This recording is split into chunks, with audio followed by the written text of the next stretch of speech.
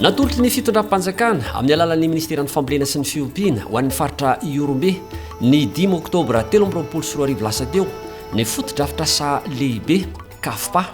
na ny ivitoerana fanohanana sy fanofanana ho matianina eo ampisehitry ny famokarana ireo tanora malagasy ny ala andaharina tany an-tsekoly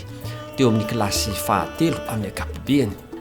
Tantsoroka iarahan'ny ministeran'ny fambolena sy ny fiompiana tamin'ny alalan'ny fandarana sa forma prod izay vatsiny ny fidavola no nahavitana izao fotodrafitrasa roa lehibe ahitana trano fiatrehana ny fiofanana sy fisakafoanana ary fatoriana ho an'ireo mpiofana. Natrehantsika androany ny fanolorana amin'ny fomba ofisialy an'ity fotodrafitrasa goavana ity izay fitoerana fampiofanana an'ireo tanora izay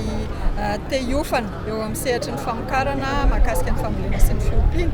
ary ho natao an'ireo tanora izay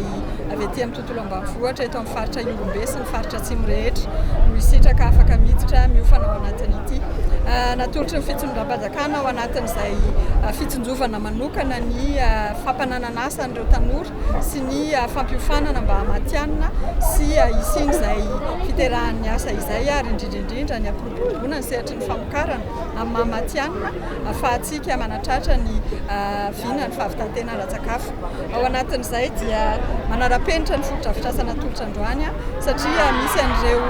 atao hoe efitrano fiofanana, ny efitrano fisakafoanana, ny biblioteka, ny efitrano fatoriana, ny fanasana lamba ary misy ihany koa ny ataontsika hoe tokotany midadasika be izay afaka ambolena, afaka anaovana andrenana an'ireo atao hoe toerana azo ialana voly na anaovana fanatanjahantena izay ahafahan'ny tanora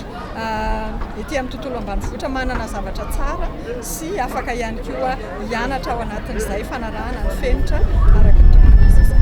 Mandray mpiofana eo amin'ny 20 isa-taona ny KAFPA ao Ankily. Tanora eo anelanelan'ny 20 hatramin'ny 13 taona no raisin'ny ivitoerana.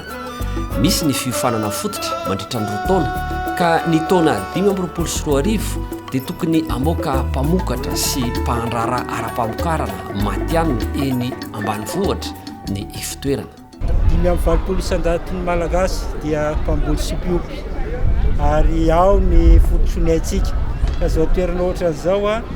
izay anisany fa mbola isy anankiroa sahady efa ao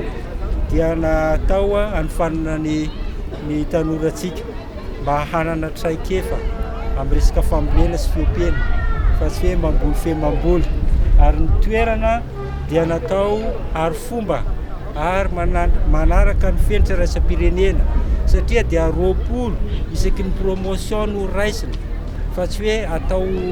safy be matsina ny zaza ka tsy hanana an'izay fahaiza-manao amin'izay fambolena sy fiompiana zay. Afa-po ny faritra tompoko ary araka ny teneniko teo dia mbola misy manimba le tontolo iainana izay tsy mifanambady velively resaka amin'ny fampandrosoana dia ny fambolena sy ny fiompiana dia mamerina ny fisaorana feno an'ny ministera piahy hafaliana tsy misy ohatran'izany mitsotoko. Panangatopivarana